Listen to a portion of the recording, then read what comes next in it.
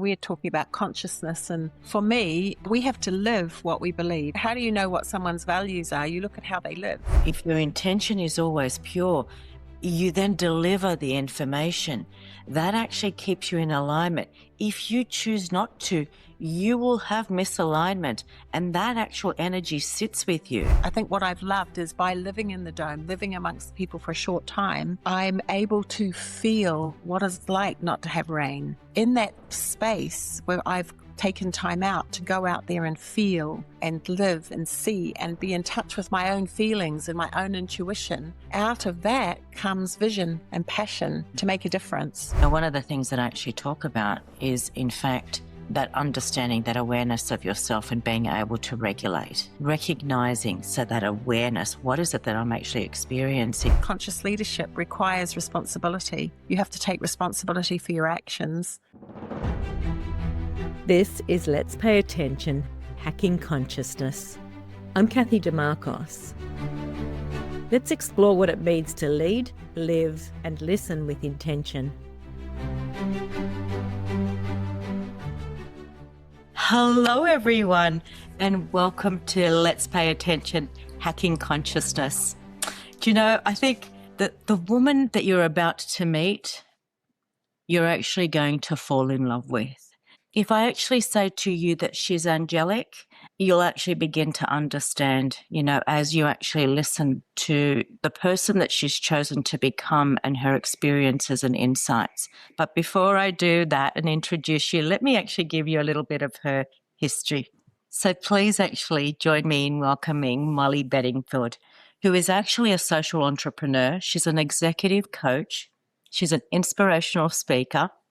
And she actually helps audiences to practically actually navigate through periods of transition and transformation. And she does that in order to actually improve their personal and professional lives. She helps them create greater levels of impact and access their game-changing potential. Her core messages and themes are actually around communication through personal stories that are actually drawn from her extensive business and life experiences. And that actually enables people to examine the way that they actually approach transition and the steps that they can actually take to accelerate that process.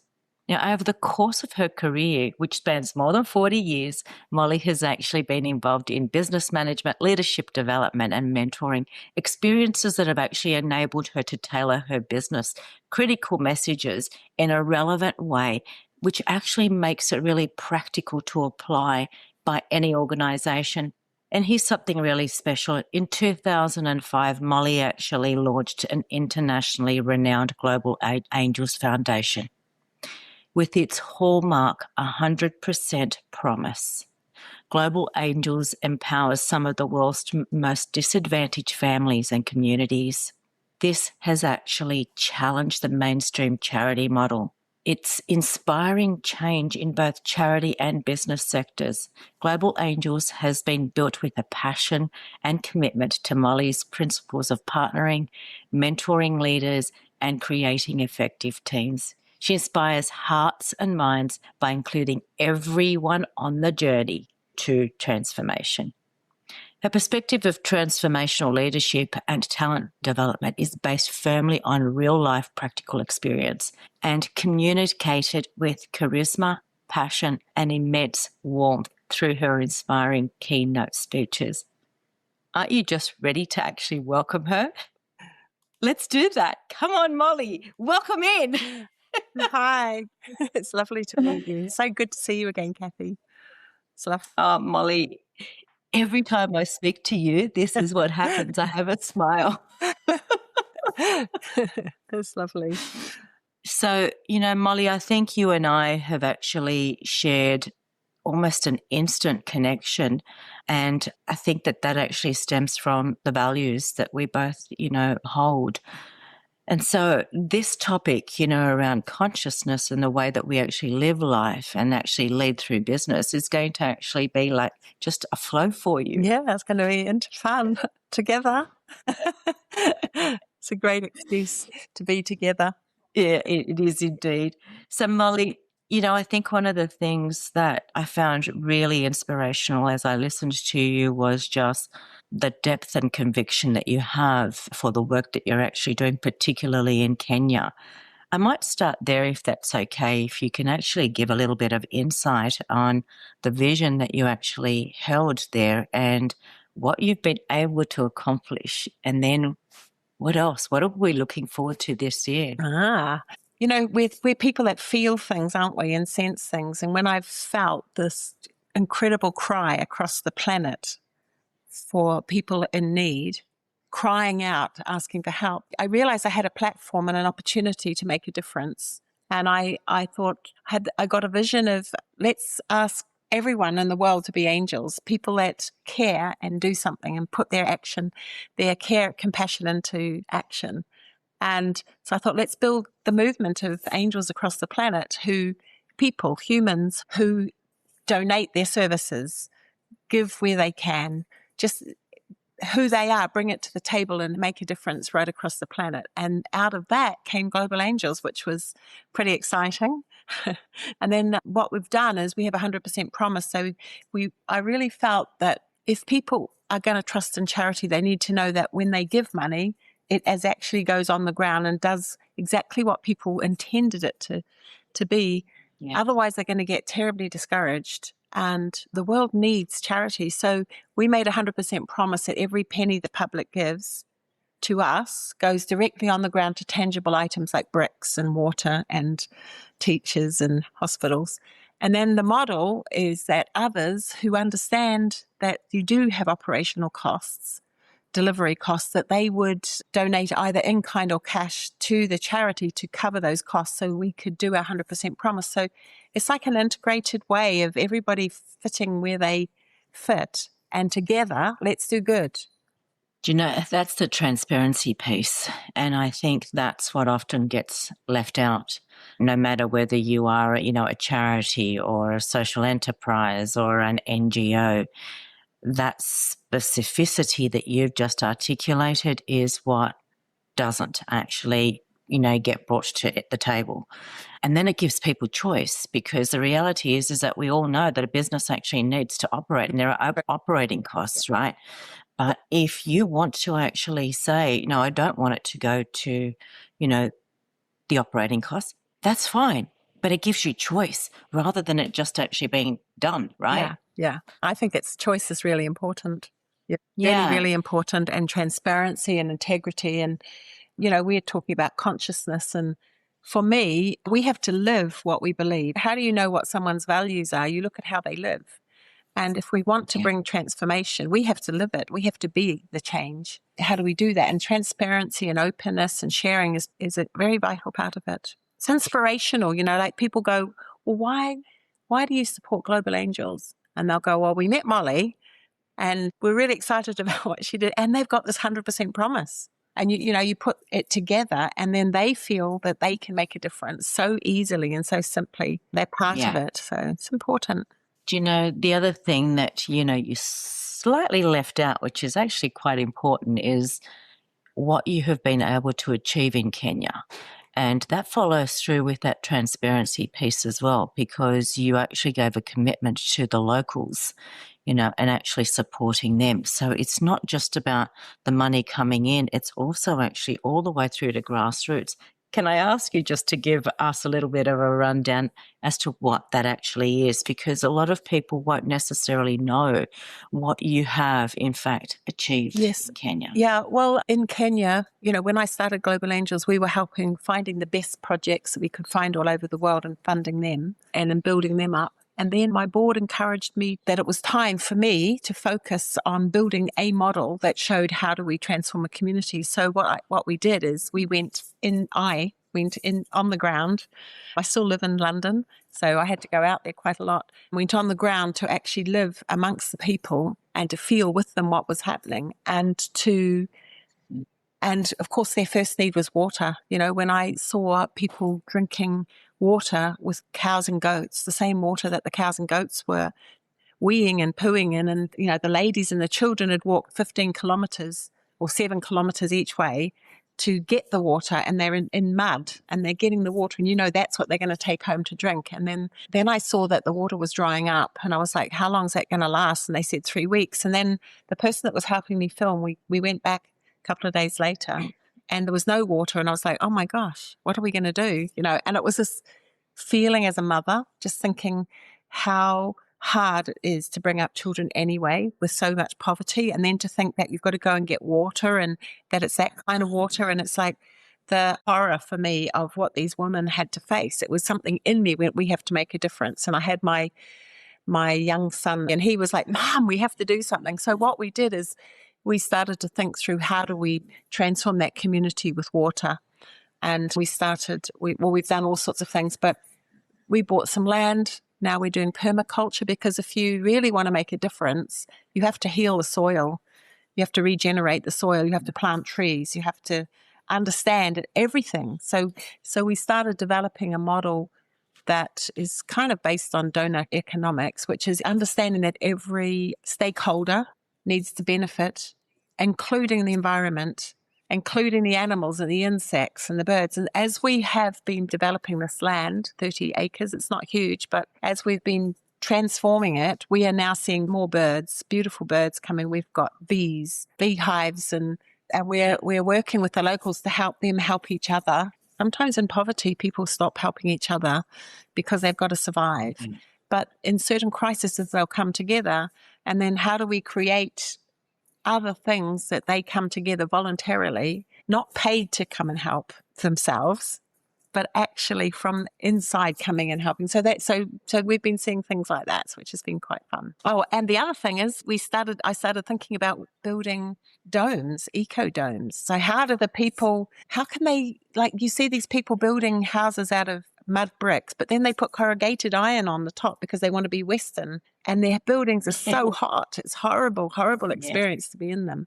So I started trying to go, well, what could you build? So we've been studying how to build earth bags filled with earth, and making beautiful domes with air coming through, ventilation holes and all sorts. So it's so nice being in them. And we're trying to build it in a way that they're not expensive to build, but to try and build them in a way that the locals could also build. So we're teaching them how to build and help themselves.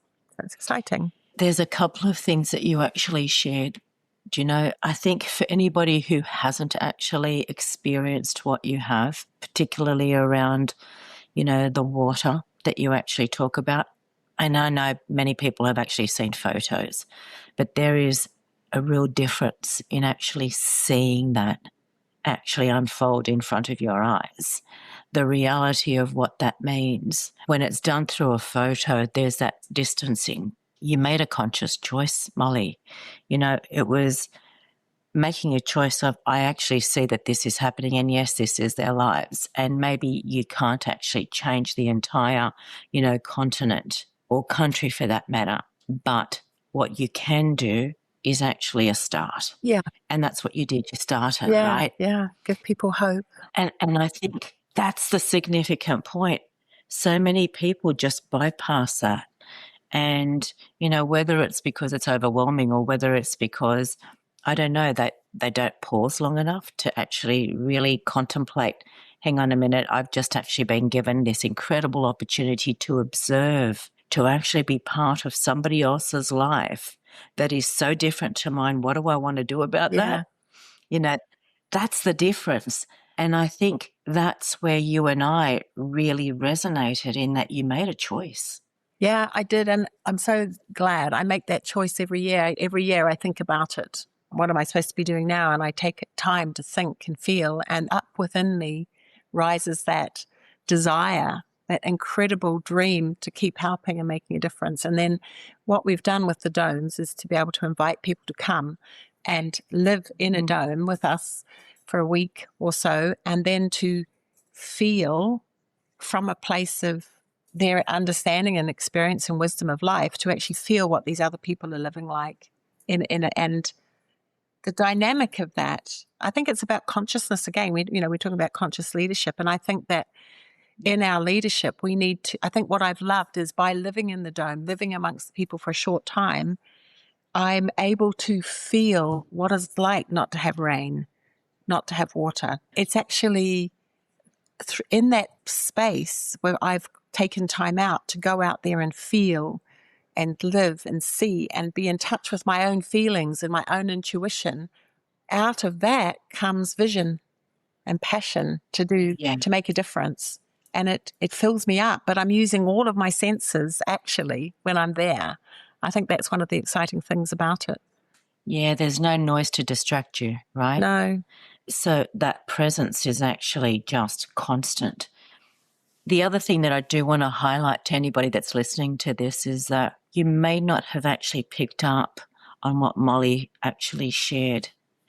One of the things that, has been incredibly obvious to me, over the last decade, and Molly, I think you shared that because the way that you've actually built these domes is about going back to their own heritage, their own actual wisdom.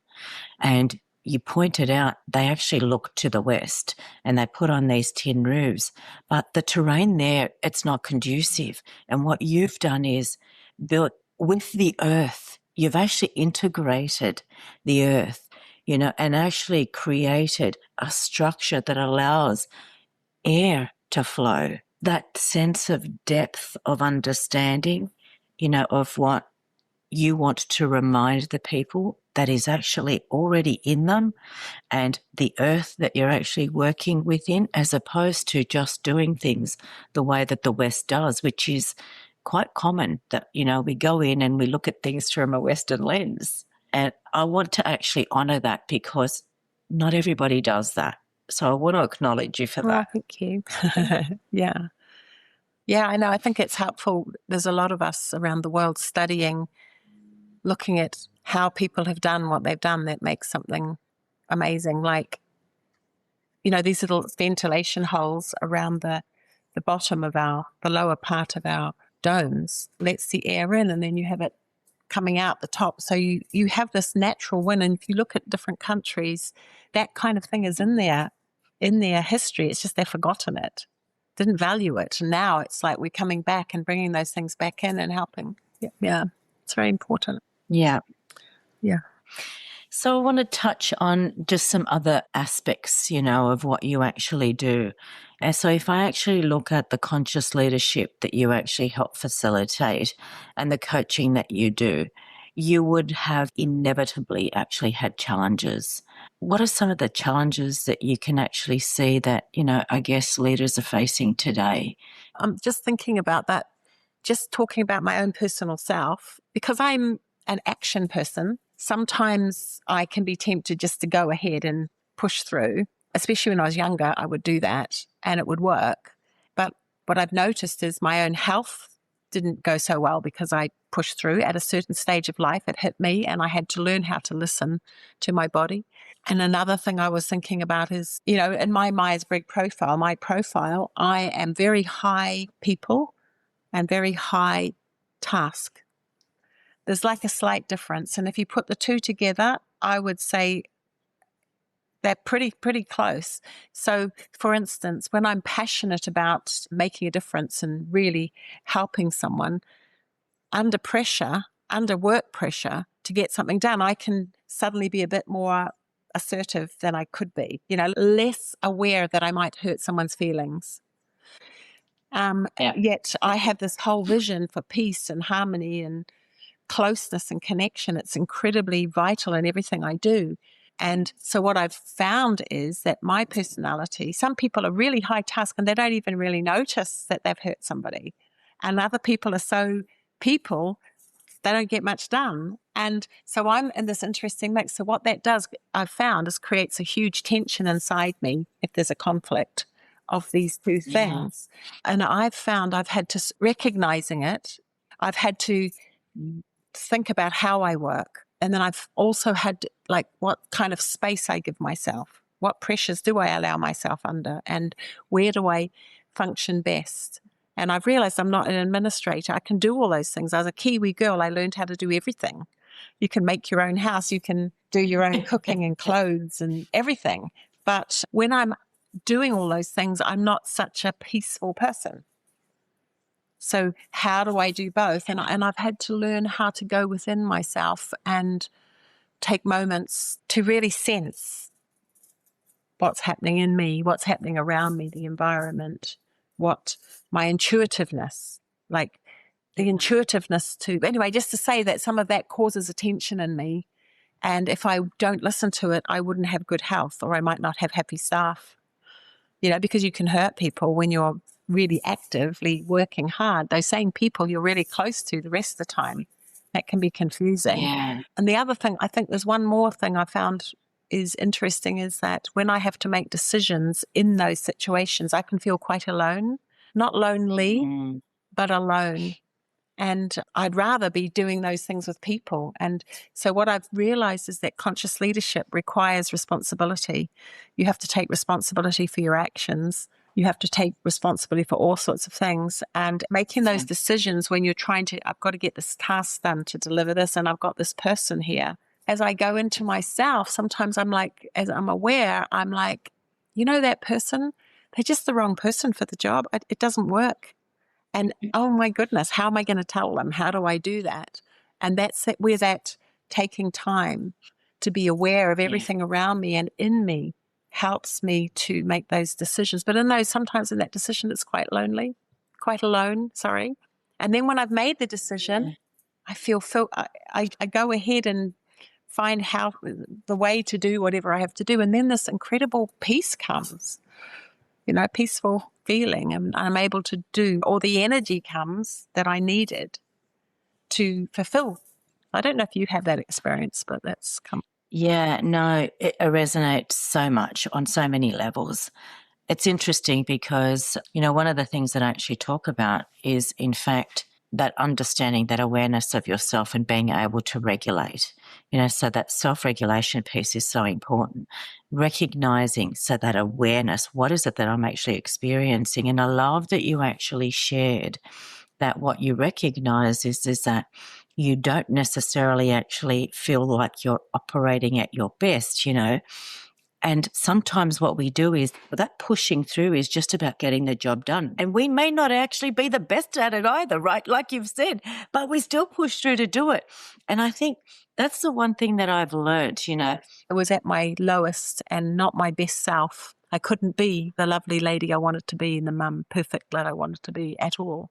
I don't enjoy certain things. And let me tell you, if I don't enjoy them, I'm not going to be good at it. Some people are really high task and they don't even really notice that they've hurt somebody. It gives you choice rather than it just actually being done, right? Yeah. I think you can't teach people who don't want to learn. It's actually not the failings that make you. It's the decision that you make from actually accepting, knowing, acknowledging where you are today. Something happened in me that was a huge transformation, and it has continued. Right.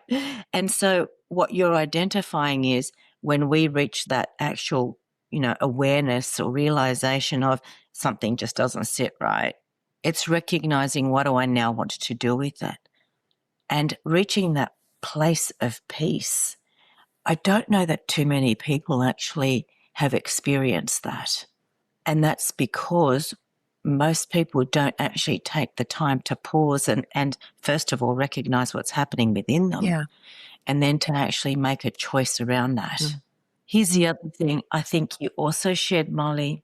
You may not actually like the choice that you've made, but you've still made a choice. Yeah. And it's making that choice, I think, that actually brings the peace, because you're then actually bringing yourself into alignment. It's bringing yourself into alignment. That's what I was going to say. I think this whole thing about alignment with the inside, the outside, everything that's around, and the intuitive feelings inside. Like often I go to a meeting, I meet somebody, and we have this interesting time, and I'm getting on well with them. We're talking about all sorts of things. And then I've noticed that when I leave, as I become aware, I've got certain knowings and awarenesses, like that person's really sad, or actually I don't trust them. There's something in them that even though they smiled and they promised all these things, something doesn't feel right. I recognize such and such. But I found that sometimes sometimes it could be compassion, actually. I could actually thinking about, why didn't I like them, or why didn't I like that? And then it could be, as I take time, I'm like, well, I also noticed this. It could be their health, Sometimes I'm like, oh, I noticed how they were walking. They've actually got an injury or something. And so I think I've often noticed that about myself too. It's that intuition, because it's an important part of everything. It's not just, it's life experience, it's understanding everything, but coming away often that in that space where I'm by myself thinking, I'll know what to do, or I'll know what it was I felt, and I know I should work with that person or I shouldn't. Or I'll come away thinking about them, thinking, what is it? And then I'll be concerned about something about them. And then suddenly I'll know what they need, or I'll know the way forward. Yeah. So. And that actually takes a lot of work, trust within yourself, to actually follow. Sometimes people actually say, but how do you know? I have some incredible clients, and sometimes there is no logic. You just simply know, right? Yeah. But what you've just shared is you still take the time to actually reflect and give yourself the space, to genuinely look inward and better understand what was that actually about, and recognizing, was it me? Was it them? Was it the situation? Again, that's paying attention. Yeah, like the other thing is we have mirror neurons, don't we? And our mirror neurons can tell us what the other what's happening. And we think it could be us. Why do I feel sad? Or why do I feel I don't trust them? And then as we've gone away, as we think, our mirror neurons, we start to work out, oh, that's what I sensed. It's that, kind of. I love that. Yeah. I love that we can do that. I just love it. I think over these last years, as I've been studying more and understanding about life and our journeys, I've realized, we can like ourselves. We can actually be pleased that we have certain traits and ways that we do things and go, actually, that's pretty cool that we can be intuitive, for example. And as we practice that and trust ourselves, you suddenly go, wow, that's a skill, isn't it? And it becomes more frequent, it's right? More frequent, yeah. Yeah, no, it's very good. Molly, intuition isn't something that most people actually talk about at a strategy session. So, how do you actually navigate around that? What would you advise? I think that I'm a naturally highly intuitive person, and my family were. My mum was. As time goes by, at different times, I thought I was critical because I could see things, like we're seers. Some people say seer. And I'd think, why do I see these things? I don't want to see that about that situation or person. And then as time went by, one man came up to me, an old man, came up to me when I was in my late 20s, and he said, girl, he said, you keep telling yourself that you're critical, but you have discernment. You need to listen to that. For the work you're going to do in the future, you are going to need a high level of discernment, and you need to stop telling yourself you're critical and listen to it. And it was really, really helpful, because as time went by, I realized that that was my friend. My what I could see and feel was my friend, not something that was just critical. And of course, I had to look at my heart and go, am I being critical? Yes. Because sometimes we all are. And it's like, am I judging? And it's like, actually, no, I sense something intuitively.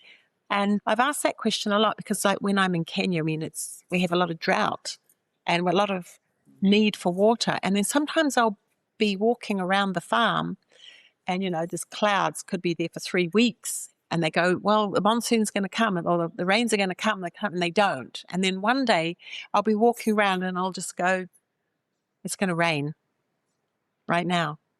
And they go, no, it's not. I said, no, it is. It's going to rain. And the next minute, rain. And I've had to puzzle. Is that something? Is it a spiritual thing? Where does that knowing come from?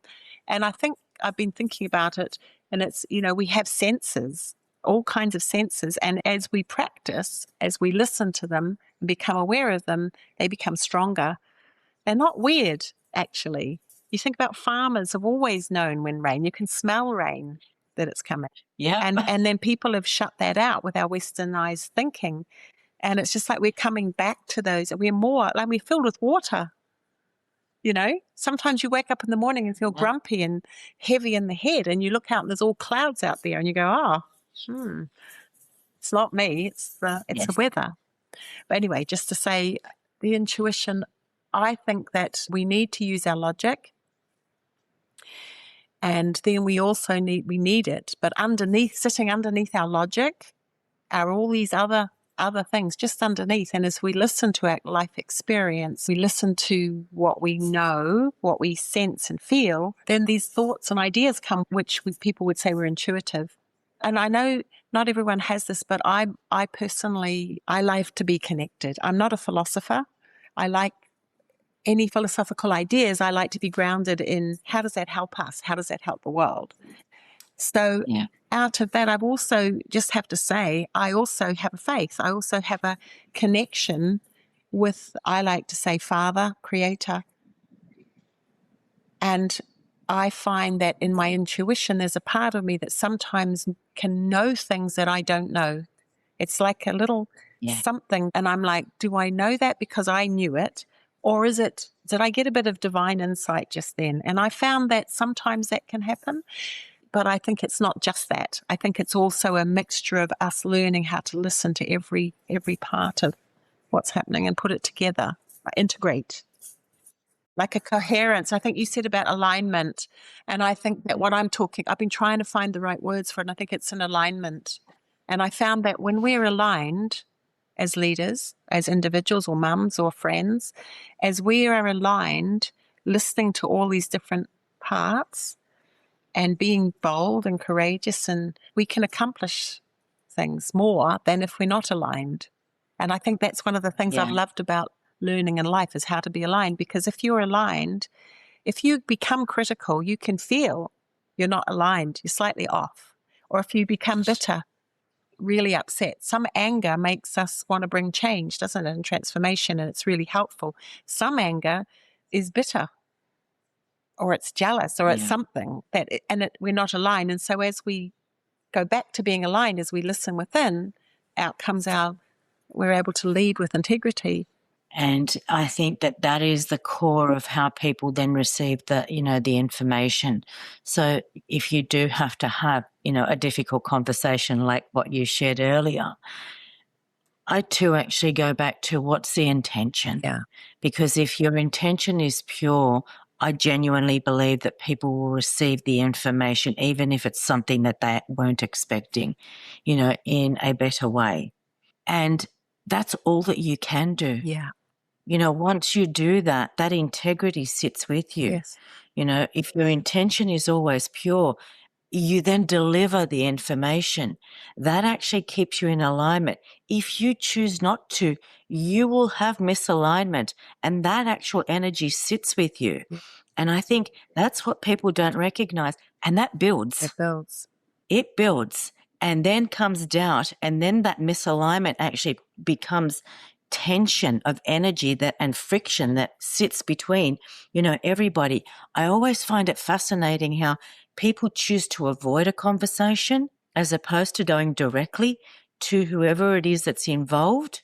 And, there is constant side discussions that actually then creates this tension all the way around. Well, misalignment all the way through, right? It's true. It takes courage to stay aligned, but in that space is a freedom comes. You can actually shine. Your word peace. You have inner peace, and so I think that's the bit that, you can rest at night. Yeah. You know that whatever it is that you've done has actually been to the best of your ability, and it's not been done with ill will. Yeah, it's really important. So I'm going to ask you one other question, if I may. We talk about logic, and, you've shared we need logic. I'm the same. I use strategically my actual analytical mind, but intuition is always actually at the forefront. So how do you actually have that conversation, where you might come across leaders that are just logic focused? How do you actually have that discussion around intuition actually plays a role? Oh, that would be interesting. these days I really don't have conversations unless I feel led. Like if it opens up. So I probably wouldn't have a discussion with a high logic person unless they asked me. Before I was more an evangelist of all my ideas. And I think at this stage of life, I've started to realize that I need, there's a story in Proverbs, a little saying, and it says, watch out if you break through a wall, a snake might bite you. And apparently in the Middle East, they had buildings with 2 walls. Each wall had 2 walls, and within it was an airspace, must have been for keeping the place cool. But if you pushed through the wall, that snakes sometimes lived in there. And I thought about that a lot. I meditated years ago about this. And I realized that if we push through a wall in a person, if they're not asking for it, watch out, they might bite you. And so I've spent a lot of time learning more and more to wait till I intuitively feel they're actually open or to be invited. And if they invite me to talk about it, then I would. And I would do it in a very natural way and encourage them in their logic. And I'd identify with them and then also suggest if they're open, probably through story. Yeah. And just get a feel. I'd probably tell them a story and see how they felt. Was it safe to continue? Because I don't really want to create lots of conflict unless it's helpful. Like how do you win someone? I like that. I think that sort of leans into the way that perhaps I actually communicate. Sometimes we don't need to tell everybody everything that we know. Oh. And I have a belief that I don't share. If people aren't ready, there's no need for me to actually share. No. And that is, in essence, what you have actually just said, which is really fascinating because I don't know that that's something that, again, has actually been taught. It's like, let me just tell you. I mean, it's our way. I mean, I'm a Kiwi ladies. It was really funny. I met some Kiwi ladies. They're not alive anymore, but they came to visit me in England, and I had started becoming a little more English, a little more sensitive and not so whatever. And these ladies started telling me what to do all the time, and I didn't ask them. They were just bossing me and dominating, and I was like, I don't know if I like English New Zealand ladies that much, the older ladies. And then I had to go, I think I've got some of that in me. And I realized I did. And I think one of the best things that's happened for me is with my children who are now adults in their 40s and 30s, I realized that when I told them my ideas and my this and that and what they should do, I would feel this resistance in them. They were not rude to me. They would just put their wall up. And I thought, but I know all this stuff. I can help them so much. And then I've realized that maturity is that they have to learn it themselves and they want to. And then I think back to what I was like when my mum tried to tell me stuff. And I'm like, yeah, I wanted to learn myself. So, I mean, I've thought a lot about that. And I don't get bitten very often anymore. I'm not banging through too many walls. Yeah. Yeah, I really like that actual cavity space in the walls.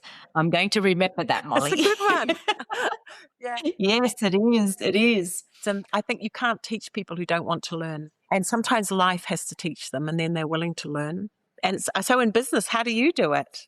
I think we have to make things exciting. And I mean, I'm someone who likes to be inspirational. I like to be exciting and I like to, through my enthusiasm or through what I do, inspire people so they want something. I think not everyone works that way, but I think that's my natural way, hoping that people will ask, I guess. I don't know how you do it in your work. I tend to ask questions. I actually have a strong belief that most people have the answer. They have the answer that they want. It's true. And goes back to your point, if they actually want your suggestion, they will actually ask.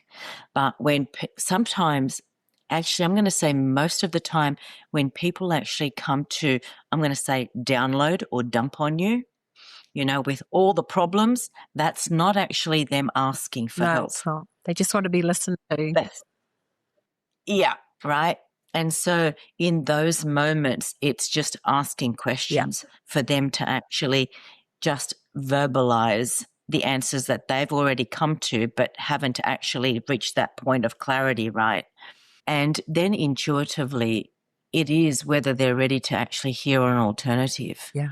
I don't often actually say, how to do something unless it is really at a real crisis point where a decision has to actually be made because the impact is so critical, but it is always actually, and what do you think? And what will happen if you do that? What's the worst case scenario, right? To allow them to actually think.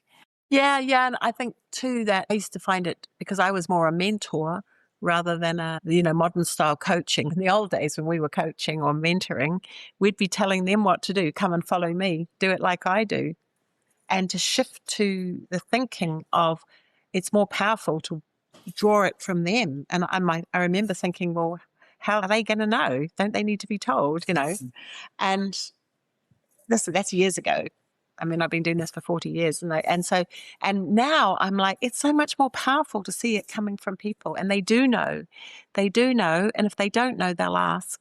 And it's much more powerful. Yeah. So when I'm working with my team in Kenya, I'm trying to track. One of the things I'm doing there, I believe that it would be more powerful for me it would take longer, but to bring the leadership up from the local people, even if they didn't have degrees or whatever, rather than bringing people in from the outside.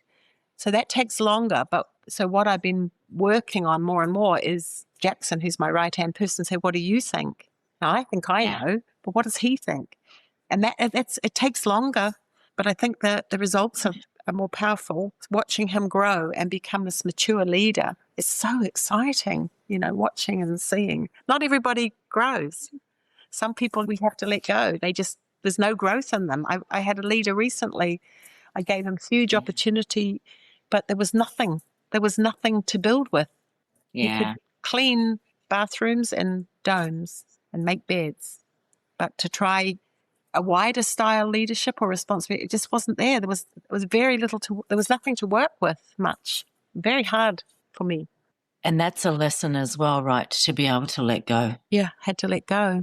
And it was painful because I loved him as a person. I loved him. I've been working with him for a year, giving him opportunity, had vision for him. I had to let go of my vision for him, recognizing that wasn't his vision.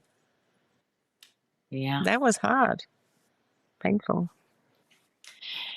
Talking about that, if I was actually to say to you, upon reflection, what's a moment that really gave you a shift in how you actually viewed, leadership and what that actual success looked like? What was that moment for you? I don't know if it's the exact moment because I'm kind of, what is the one? But the one that came to my mind was when I hit 40, I got burnout. I couldn't use my hands for 6 years because I had an osteopath injury. I had literal ME. In that time, was still teaching my kids, homeschooling them and stuff like that. But I was at my lowest and not my best self. I couldn't be the lovely lady I wanted to be and the mum perfect that I wanted to be at all. And in that state, I had to learn how to stop, sit still, listen, let other people help. I had to learn so many things about what success was or wasn't. And I think one of the things that happened is when I did get well, everybody loved me and welcomed me back. After 6 years, imagine, they just opened the doors and they still loved me. Yeah. They loved me even if I wasn't perfect, even if I hadn't been doing, and that I'd let people down in some ways, my children in different ways. I still got forgiven eventually. And loved. And I think that taught me a lot. I think sometimes we can learn from our mistakes as well as our successes. Oh, without a doubt. There's one more thing that came to my mind, and that was I had this coaching session. It was a very powerful one, and I felt a terrible failure at this point. I've completely forgotten all the good things I'd ever done in life. I just felt like, we can get so low when you've got ME or whatever. And this person said to me, asked me a question, and it was like I saw God. I didn't. It was a picture. But it's like, so I can't even tell you what he looked like, but he poured gold all over me. He said, I see gold in you. I thought, gold in me. And he poured more gold over me. And as gold was poured over me, I could shine. And the person said to me, the coach said to me, so what would good God want to say to you? And I was like, trying to think, listen, it was in a trance kind of thing. And he said, I trust you. And I thought, you trust me? Yeah. That was a revelation, because I was like, I'd been a naughty girl as a teenager and spent all my life after that trying to improve and do well. And here I was, broken in some ways, and felt like I'd failed. And then I heard this thing inside, from out in me going, I see you, I know you, I can see. And it was like the voice was like, I see how hard you're trying. I see who you are, and I trust you. And I was like, oh, you trust me. And something in me went, well, if you trust me, I can trust me. And something deep happened inside me, and I started to make all sorts of changes in my life, trust my intuition, learn how to say no, not be manipulated and pushed around. And something in me started to really, really grow. That's very personal. It was, in trance states, and someone's working with you. Sometimes you see all sorts of things, but I worked with that, and that stayed with me. And something inside me goes, yeah, I trust me too. And it makes me want to be trustworthy. So I am going to be trustworthy. That's so powerful, Molly. It's interesting that you actually bring failure into it, and you shared that story. Thank you so much for actually sharing that. So many people will actually get caught up in, I have failed, when they actually talk about the success part. And you're so right. They don't actually look at what I have done. It's so interesting. I have done so much work and writing around this in the last, I'm going to say, for 72 hours. Wow. So it's interesting that you just randomly bring that up, right? You said one thing. And so that actual integration piece of how, most people look at success, and it's not associated with failure, but it's actually in the trust. It's people still trust you even though you've failed, because it's who you actually are. So it's not actually about the success where trust comes from. It's in who you are. And so being able to recognize, that trust is actually at the core of who you are as a person, despite the outcomes. And so if somebody else could see that, then you certainly can see that too, and actually continue to live your life that way, knowing that you don't have to succeed. People still trust you. Yeah. I think that since then, with the last time I did my Myers-Briggs, I was like, oh, I've been destined, actually, my personality fits what I'm doing in life. I totally fit. And I'm like, I think I like me. And I was like, what? Yeah. I think it's an important, I didn't know how important that was, to actually go, I actually am comfortable being me. I don't have to be someone else. If I'm actually the personality I was born with, and what I'm doing in my charity and my coaching fits exactly with what they would say, this is where you fit well. And I was like, oh, I'm glad. Go figure, right? Yeah, so that's just in a fun way, just saying. It was just noticing. And I think accepting ourselves is quite an important part of, don't you think that, if we want to be truly intuitive and trust that intuition, we also have to, it's our motives and our intentions and our heart. Like when I was young, because I was naughty, I didn't trust my intuition. It's as I've made these choices throughout life, loving integrity and growing in it. And then it's interesting, isn't it? Now I trust my intuition more. I still think about it, but I'm going from a place of, I'm not thinking I'm critical of a person. If I'm discerning something, I'm going, yeah, probably right. Yeah. With love. Well, You started off really early in the piece and you actually casually mentioned values. And I think that, I can almost loop that back in right now, in what you've actually shared. So your actual inner knowing also has this incredible understanding of where your values actually sit. And that actually helps drive you. I find it interesting that not too many people actually genuinely understand their values or even have had the opportunity to contemplate, why they're so important. As organizations, they get thrown up and that's the values. But, are they actually lived? I would say no. But for you, how much does values actually play a role? I think it's not a secret that when I was a teenager, I was anorexic and bulimic and did a few naughty things that teenagers do. And I think I would have died personally. I think I might have, if I hadn't had a huge shift. And I found these amazing people who basically took me through something like an AA thing. It wasn't AA, but it was something like it where everything was about values and integrity and honesty. And they helped me go through a very painful process of admitting all the things I'd done wrong. And they were still there loving me and I felt forgiven. And something in me was so grateful to come out of anorexia and bulimia and to have that I thought for the rest of my life, I want to help others. I want to live a life that goes like this. And I've not gone backwards. I keep going forward and I'm so grateful. I had to go back and, I'd done a little bit of shoplifting as a child, as a young teenager, 13, 14. And I had to go back and tell every single person what I'd done. That was part of the process. And, in doing so, it helped me. I'm not telling everyone else to do that, but for me, that's what I had to do. I had to have a clean conscience. And with a clean conscience, I understood about this being aligned. And I had this training about how to be aligned. And as the years went by, I realized it wasn't because I had to, it's because I want to, and I've become more that. To not do that would be out of character, because I think if you live those, as you understand your values and you embrace them, they become part of you. And then to live outside them would be very uncomfortable. It's like a deeper transformation. We're talking about transformation, isn't it? Something happened in me that was a huge transformation, and it has continued.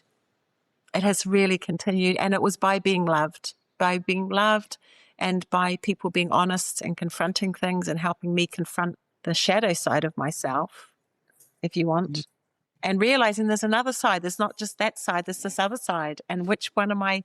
And if I follow this integrity side, I shine.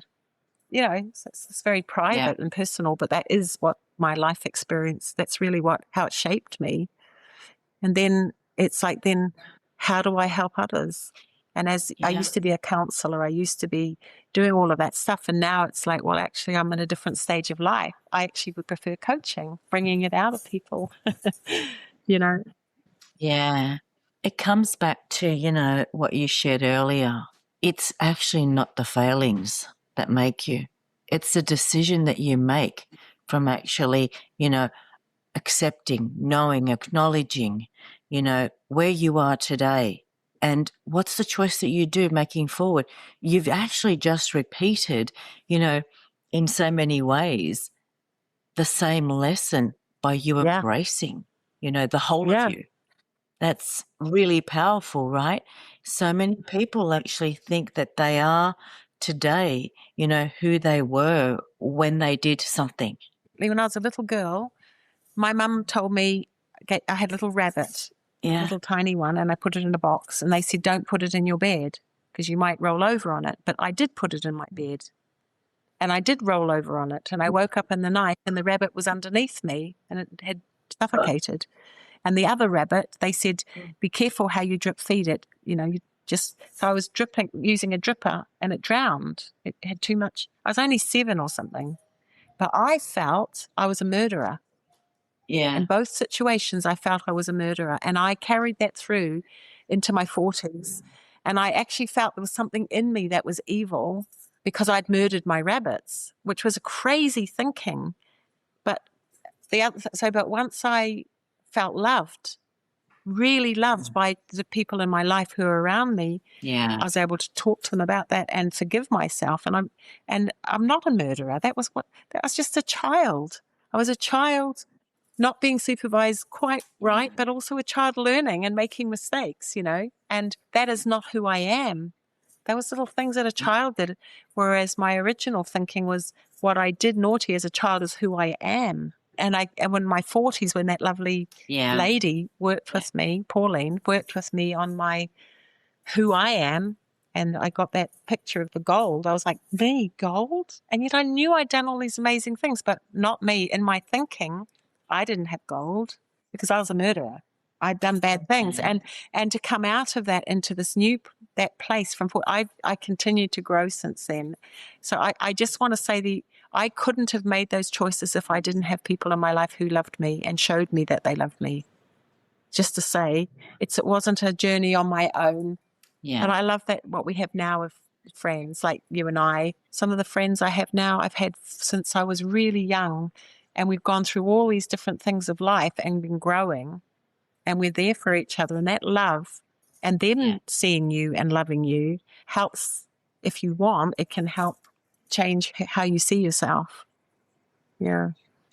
Yeah, without a doubt. And I think that it is that actual essence that then radiates out.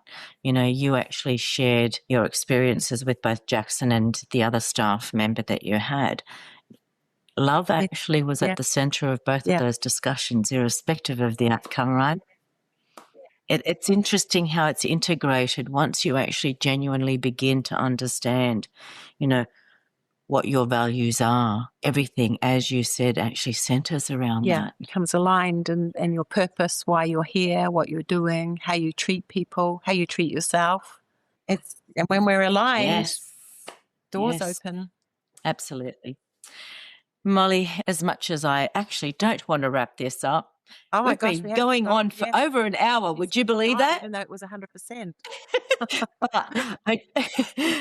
But I do actually want to ask you one question, for all of the viewers that will actually be listening to this podcast. So to the viewers, what is the message that you actually want them to take away? You are precious. Really precious. And whatever your giftings are, whatever your personality is, you're precious. And we need you. The world needs you to embrace who you are so your best self comes out. I love that. Thank you, Molly. Well, we're going to wrap up here. It is always a delight to actually catch up with you. Thank you very much for actually sharing some of those really personal stories and also your insight. That's actually what will help change the world. Yeah. And, you and I are both on that same path of bringing awareness and consciousness to light. Yeah. Thank you, Cathy. Thank you for the privilege of being with you. You're a precious lady. Thank you. Thank you. This was Let's Pay Attention, Hacking Consciousness. Stay awake, lead with heart, be bold enough to listen deeply. I'm Cathy Dimarchos. Until next time, be the impact.